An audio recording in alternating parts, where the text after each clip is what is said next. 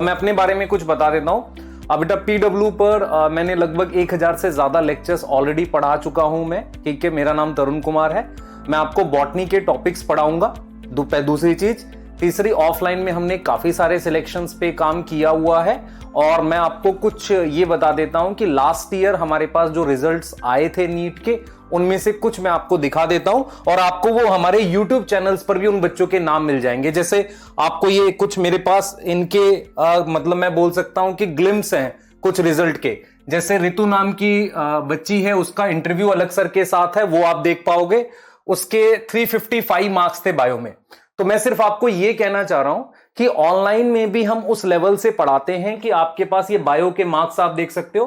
काफी सारे बच्चों के 360 355 आए हैं। मैंने उनका फोन नंबर और रोल नंबर हाइड कर दिया बस, बाकी उनके नाम है। ऐसे बहुत सारे बच्चे थे जिनके रिजल्ट्स हैं हमारे पास, जिनके आप इंटरव्यू भी पीडब्ल्यू प्लेटफॉर्म पे देख लोगे। ऋतु का मेरे पास मिल जाएगा, ऋतिक का है इंटरव्यू मिल जाएगा आपको। ठीक है, क्लियर है। अंश का मिल जाएगा आपको, इनके इंटरव्यूज हैं। अनिरुद्ध ये बैंगलोर से था बच्चा, ठीक है, इसके 360 थे। ऐसे बहुत सारे बच्चे हैं। तो मैंने आपको कुछ जस्ट दिखाने के लिए कि यार देखो, एफर्ट करते हैं, रिजल्ट आता है। साल भर पढ़ेंगे, चाहे यकीन बैच हो, लक्ष्य बैच हो, अर्जुना हो, उसका नेक्स्ट ईयर आएगा जो लास्ट ईयर अर्जुना बैच था, तो रिजल्ट आता है।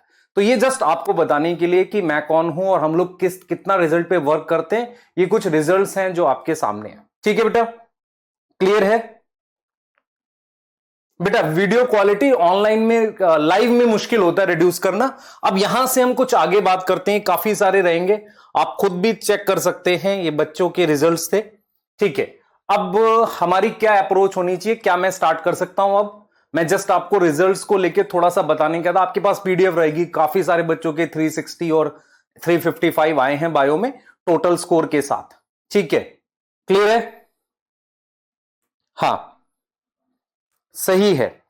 ठीक है, अब मेरी बात ध्यान से सुनिए। अब आज हम कैसे मूव करेंगे, सिलेबस क्या है आपका, कैसे पढ़ना है, क्या सोर्सेज रहेंगे और कैसे मैनेज करना है, 5-10 मिनट डिस्कस करके आज हम सेल को स्टार्ट करने वाले हैं। तो आपका कोई बहुत लंबा चौड़ा ओरिएंटेशन नहीं है, पर मैं आपसे क्लियर कर देता हूं कि आपके पास अभी एनसीईआरटी है टेबल पर, आपके पास रजिस्टर है। 2 से 4 मिनट मेरी बात सुनिए ध्यान से, ताकि मैं आपको इसको 9th 10th से लिंक कर सकूं। ऑलरेडी आपने ब्रिज कोर्स बहुत सारे बच्चों ने पढ़ा है, जिन्होंने नहीं भी पढ़ा है कोई इशू नहीं है, हम लोग स्टार्ट करने वाले हैं बेटा, है ना? क्लियर है? बायो के टोटल मार्क्स बेटा 360 होते हैं, फिजिक्स के 180 और केमिस्ट्री के 180। तो बहुत सारे बच्चों के 355, 350, 360 भी आए थे लास्ट ईयर। क्लियर है? पीडब्ल्यू के प्लेटफॉर्म से पढ़ने के बाद। सही है? क्लियर है बेटा? हाँ, ठीक है। अब हम आगे चलेंगे बेटा। एनसीईआरटी पेज नंबर अभी तेरे को जरूरत नहीं है, पहले सबसे पहले ये समझ कि हमें क्या सिलेबस कवर करना है। अब हम बात करते हैं, सुने ध्यान से।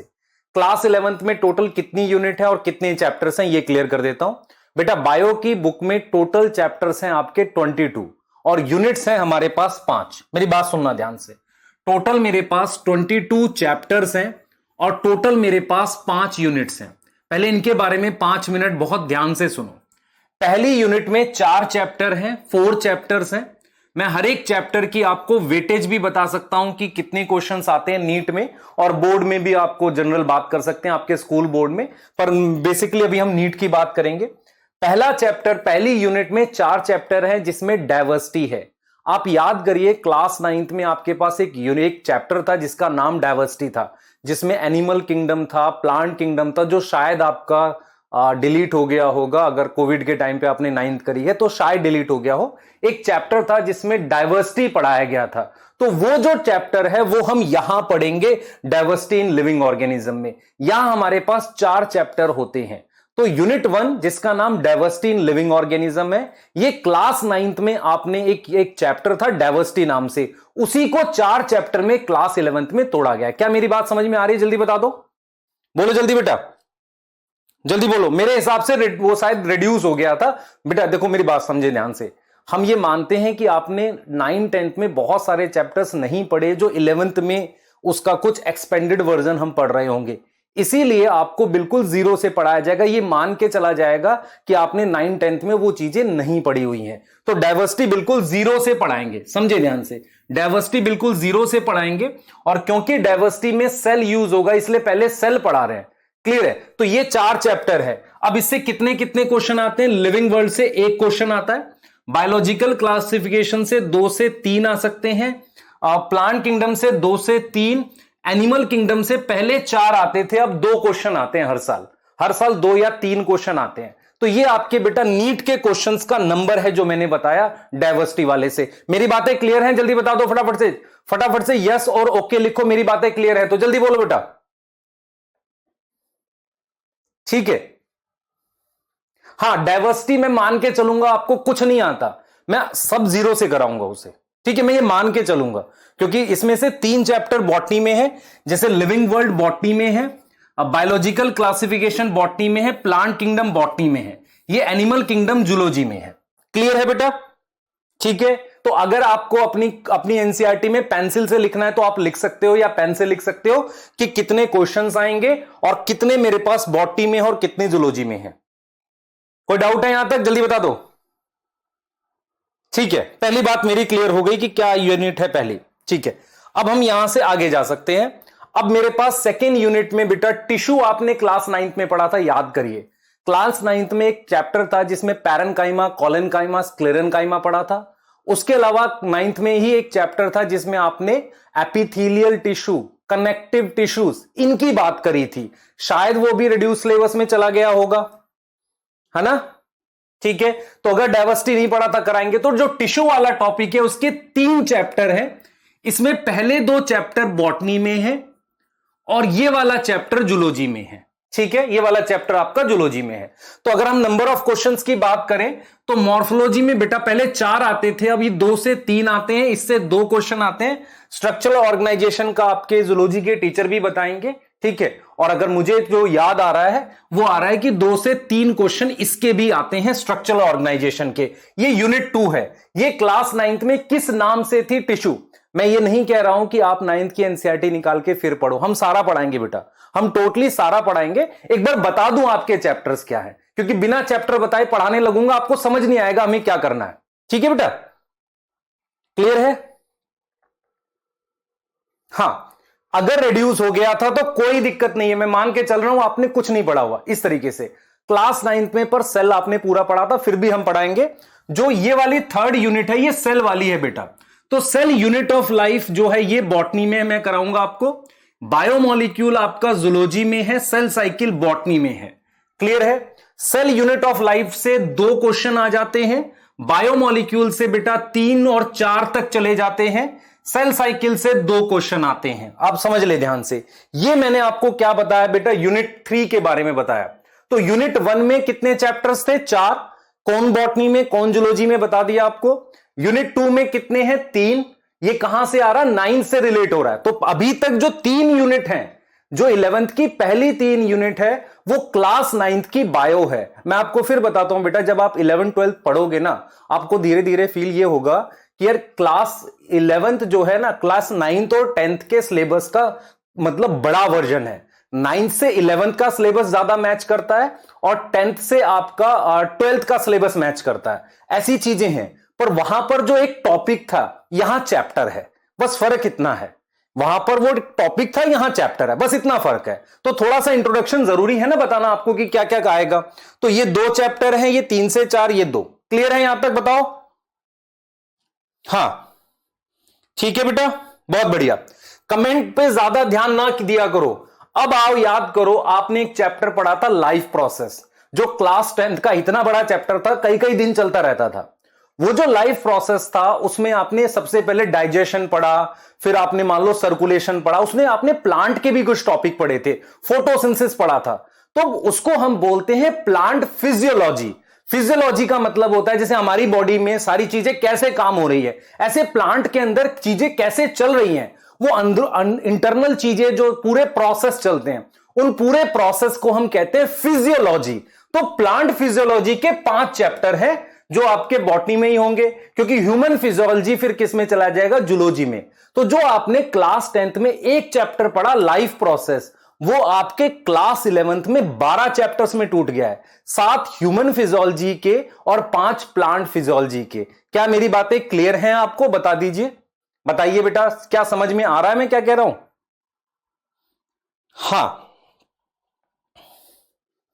हाँ, बहुत टाइम लगा के पढ़ाया गया था, हम और भी टाइम लगाएंगे क्योंकि 12 चैप्टर कराने में समय लगता है। तो ये सारे बेटा बॉटनी में है, प्लांट फिजियोलॉजी। इससे मान लो 2 क्वेश्चन आ जाएगा, इससे 2 आ जाता है, इससे 3 आ सकते हैं, इससे 2 आ सकता है, इससे 2 आ सकता है। तो कुछ एक मोटा मोटे ये आपका कुछ रहता है प्लांट फिजियोलॉजी से। पर ये ज्यादा कॉन्सेप्चुअल टॉपिक है, मतलब इसमें बहुत कुछ समझने का है। आप याद करिए आपने क्या पढ़ा था फोटोसिंथेसिस में, याद करिए आपको कैसे पढ़ाया गया था। 2 स्टेप होते हैं, लाइट रिएक्शन, डार्क रिएक्शन। इसका पूरा चैप्टर ही है बेटा यहां पर फोटोसिंथेसिस वाला। आप समझ रहे हो मैं क्या कह रहा हूं? पूरा चैप्टर है। आपको याद करो रेस्पिरेशन में वो पढ़ाया गया था ग्लाइकोलिसिस, फिर उसके बाद फेट ऑफ पाइरुवेट, वो इसमें पढ़ोगे आप, ठीक है।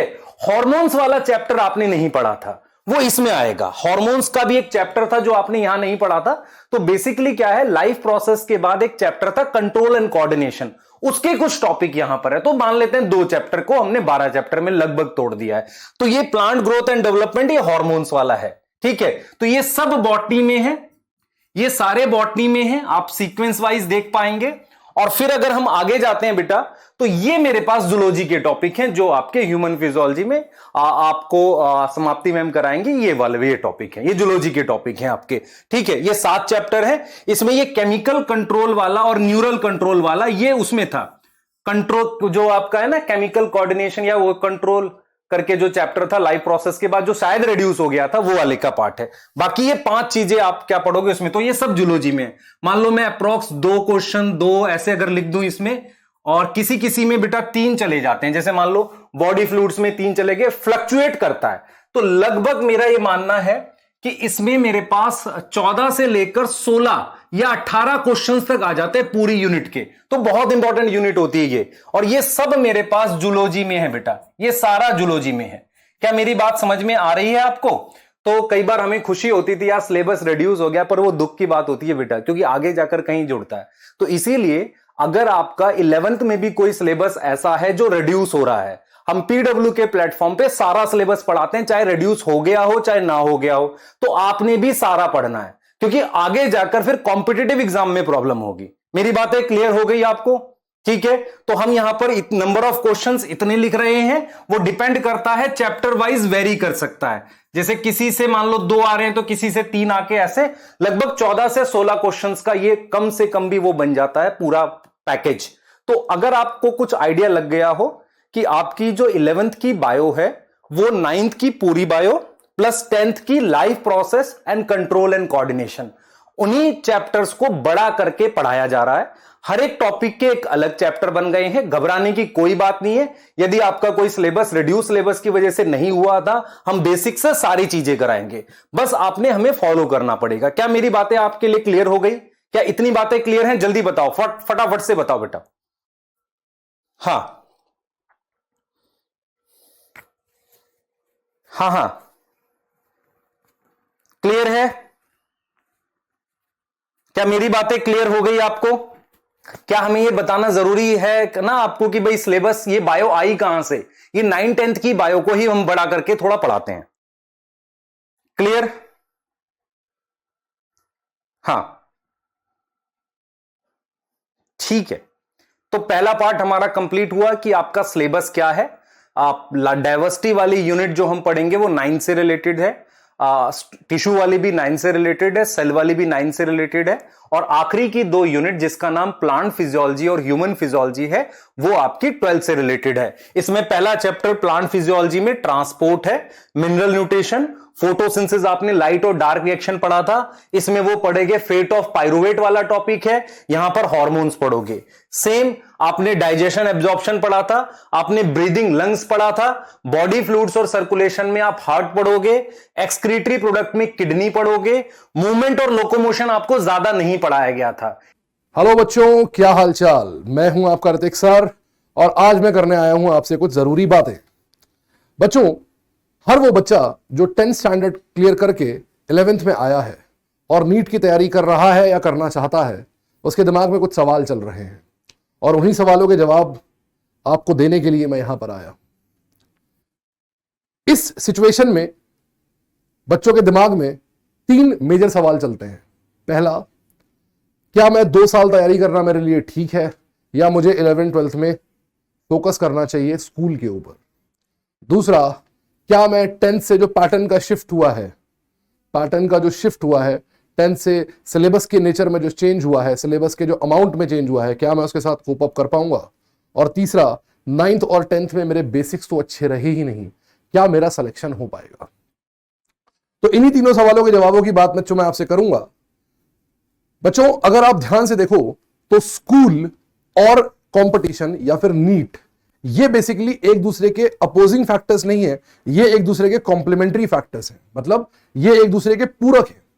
अगर आप स्कूल की पढ़ाई ढंग से करते हो तो आप नीट की तैयारी ऑटोमेटिकली कर रहे हो, नीट की तैयारी का एक पोर्शन कवर कर रहे हो। क्योंकि जैसा कि आप जानते हो कि जो नीट का एग्जाम है, नीट का जो एग्जाम है वो एग्जाम एनसीईआरटी के ऊपर बेस्ड है, और हर बोर्ड का जो सिलेबस है वो मोर और लेस एनसीईआरटी से ही इंस्पायर्ड है। तो अगर आप नीट की तैयारी कर रहे हो तो आप अपने बोर्ड की तैयारी भी कर रहे हो, और अगर आप अपने बोर्ड की तैयारी कर रहे हो तो नीट की तैयारी तो ऑटोमेटिकली कर ही रहे हो। The only difference is in the pattern of exam, जहां पर नीट में ऑब्जेक्टिव नेचर का पेपर आता है, बोर्ड्स में सब्जेक्टिव नेचर का पेपर आता है। But you will learn that along with time. 2 साल में आपके स्कूल्स में बहुत सारे टेस्ट होंगे, बहुत सारे एग्जाम्स होंगे, जिसमें आप धीरे धीरे करके सीख जाएंगे। लेकिन हां, बेसिक कंसेप्ट्स वही हैं, बेसिक चीजें वही हैं। ठीक है। सवाल नंबर 2, क्या हम स्कूल के साथ कोप अप कर पाएंगे? क्या हम स्कूल के शेड्यूल के साथ अपनी प्रिपरेशन को मैनेज कर पाएंगे? इस प्रॉब्लम को सॉल्व करने के लिए you will need 2 things. First, expert and efficient gurus जो आपकी मदद करें नीट और स्कूल के गैप को ब्रिज करने में, और फिजिक्स, केमिस्ट्री और बायोलॉजी के जो कॉन्सेप्ट्स हैं उनको सिंक में लाएं आपके लिए, जिससे कि आप स्कूल की प्रिपरेशन और नीट की प्रिपरेशन में सिंक बिठा सकें। And second, it will required N efficient time management. देखिए बच्चों, अभी आप 10th क्लास से आए हैं, और 10th क्लास का जो सिलेबस होता है बड़ा छोटा होता है। एक किताब फिजिक्स की होती है, एक किताब साइंस की होती है, उसमें कुछ चैप्टर फिजिक्स के, कुछ केमिस्ट्री के और कुछ बायोलॉजी के। यहां पर एक एक पूरा सब्जेक्ट है जिसकी कुछ ब्रांचेस हैं, इसलिए सिलेबस अचानक से बढ़ा है। तो आपको थोड़ा समय लगेगा, थोड़ा समय अपने आप को दीजिए, थोड़ा टाइम लीजिए, ताकि आप इस सिलेबस के साथ सिंक में आ सके, आप पैटर्न के साथ सिंक में आ सके। ठीक है ना, आप पैटर्न के साथ सिंक में आ सके। इसलिए अपने आप को टाइम दीजिए, एक टाइम मैनेजमेंट के साथ एक प्रॉपर शेड्यूल बनाइए, जिसमें आप अपने स्कूल को, अपनी प्रिपरेशन को, अपनी हॉबीज को, अपनी लाइफ को टाइम दे पाए। ठीक है। थर्ड पॉइंट, क्या मेरे बेसिक्स वीक हैं? क्या मैं नीट क्लियर कर पाऊंगा या कर पाऊंगी? बच्चों, नीट का जो एग्जाम होता है वो बहुत हद तक फॉर्मूला बेस्ड एग्जाम होता है, बहुत ज्यादा डेप्थ में क्वेश्चंस नहीं पूछे जाते हैं। 180 मिनट या 200 मिनट में आपको 180 या 200 क्वेश्चन सॉल्व करने होते, यानी पर मिनट आपके पास एक क्वेश्चन सॉल्व करने के लिए होता है। तो बट ऑब्वियस है कि जब आपको इतने सारे क्वेश्चन सॉल्व करने हैं, तो इतने सारे क्वेश्चन सॉल्व करने के लिए आपको क्वेश्चंस का लेवल नीचे लाना पड़ेगा। पेपर बहुत ही आसान होता है। आप देख रहे होंगे रिसेंट ईयर्स में लोग 720 आउट ऑफ 720 भी स्कोर कर रहे हैं। तो पेपर का जो लेवल होता है वो बहुत ज्यादा आसान होता है। इसलिए आपके बेसिक्स अगर मान लीजिए 9th और 10th के बहुत अच्छे नहीं भी हैं, तो you will not need basics in a huge depth. ऐसा नहीं होगा कि आपको बहुत डीप बेसिक्स लगेंगे तब जाके आपका सिलेक्शन होगा। ठीक है, अगर आपके बेसिक्स वीक हैं तो हो सकता है आपको थोड़ी सी ज्यादा मेहनत करनी पड़ेगी, but rest assured in a proper guidance and proper strategical study आप अपने बेसिक्स को क्लियर कर पाएंगे और सिलेक्शन आराम से ले पाएंगे। ये मान के चलिए, क्योंकि कोविड की वजह से बहुत सारे बच्चे ऐसे हैं जिनका 9th और 10th सफर किया है, वर्क फ्रॉम होम में, स्टडी फ्रॉम होम में, घर से पढ़ाई हुई है, स्कूल का एनवायरनमेंट नहीं मिला है, ढंग से बेसिक्स क्लियर नहीं हुए, कॉमन चीज है। लेकिन मुझ पर भरोसा रखिए, इस बात पर भरोसा रखिए कि बहुत आराम से ये प्रॉब्लम को रिजॉल्व किया जा सकता है। Last but not the least, अगर हम तैयारी करते हैं तो हमारी स्ट्रैटेजी क्या होगी? क्या हमें अभी से 8-8 घंटे, 10-10 घंटे सेल्फ स्टडी करनी पड़ेगी? हम तो अभी स्कूल जा रहे हैं।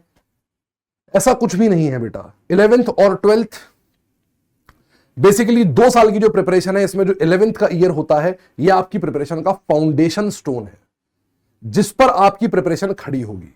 तो आपको 11th को ढंग से पढ़ना है, बहुत अच्छे से करना है, और 11th के टॉपिक्स को बहुत स्ट्रॉन्ग कर लेना है, क्योंकि जब आप 11th के टॉपिक्स को स्ट्रॉन्ग कर लेंगे तो आप 12th के टॉपिक्स को ढंग से कवर कर पाएंगे। एट द सेम टाइम इसका मतलब यह नहीं है that you have to study very rigorously in 11th, या आपको अभी से 8-8 घंटे 10-10 घंटे पढ़ना है, शेड्यूल बनाना है, 6 घंटे सोना है, 4 घंटे सोना है, ऐसा भी नहीं है। 11th क्लास का यूज कीजिए, इनिशियली कुछ महीनों का यूज कीजिए पढ़ाई को समझने के लिए, सिलेबस के साथ कोप अप करने के लिए, और उसके बाद जब 2-3 महीने निकल जाएं तब धीरे धीरे धीरे धीरे मोमेंटम गेन कीजिए। और जब आप 11th खत्म कर रहे होंगे तो उस समय आप इतने बढ़िया मोमेंटम में और इतने बढ़िया फॉर्म में होंगे कि उसी मोमेंटम के साथ अब आप जब 12th स्टार्ट करेंगे तो आपके 11th के बेसिक्स कवर हो चुके होंगे, आपने 11th ढंग से किया होगा, आपको पढ़ना आ गया होगा, आपको मेहनत करनी आ गई होगी, और आपको सिलेबस से कोप करना आ गया होगा। और यही 5 चीजें मिला के आपके सिलेक्शन को इंश्योर करेंगी। तो बच्चों, आई होप कि आपकी सारी क्वेरीज को मैंने जवाब दे दिया होगा। पढ़ते रहिए, मेहनत करते रहिए, आगे बढ़ते रहिए बच्चों। All the best and best of luck from my side. Thank you. हम बेसिक मैथ पढ़ रहे हैं, है ना? इतना लंबा बेसिक मैथ क्यों पढ़ रहे हैं? आइए आपकी जानकारी के लिए एक बात बता दें, ठीक है? हमारे एग्जाम में, नीट में लगभग 15 लाख बच्चे बैठते हैं। पिछले साल 15-16 लाख बच्चे थे, इस साल भी 15-16 लाख बच्चे होंगे। इस साल 15-16 लाख बच्चे होंगे, ठीक है? तुम सोचते हो कि मैं अभी नहीं पढ़ूंगा, मैं 12th में पढ़ूंगा। मैं 12th में नहीं, मैं सीरियसली पढ़ूंगा 12th करने के बाद। सोचो ध्यान से। तो तुम तैयारी कितने दिन करने के लिए पाओगे? लगभग 1 साल। लेकिन जो बच्चा पहले से तैयारी कर रहा है, 10th क्लास से, 9th क्लास से, 8th क्लास से तैयारी कर रहा है, वो उन 15 लाख बच्चों में अगर 10,000 बच्चा भी हुआ तो तुमसे बहुत आगे चला जाएगा। उसका बेसिक स्ट्रांग होगा। वो 1 साल अपनी स्पीड पे मेहनत करेगा, अपनी बेसिक कैलकुलेशन पे मेहनत करेगा, और फोड़ देगा नीट।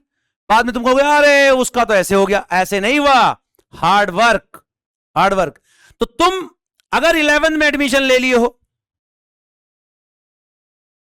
तो तुम्हारे पास 11th होगा, 12th होगा, और तुम सारी चीजें अगर तुम पहले से स्टार्ट कर लोगे, शुरू में स्टार्ट कर लोगे, सारी चीजें बढ़िया बेसिक से पढ़ोगे, बेसिक मैथ बढ़िया से पढ़ोगे, फिर बेसिक कैलकुलेशन अच्छे से सीखोगे, फिर फिजिक्स का धीरे धीरे फील लेके पढ़ोगे।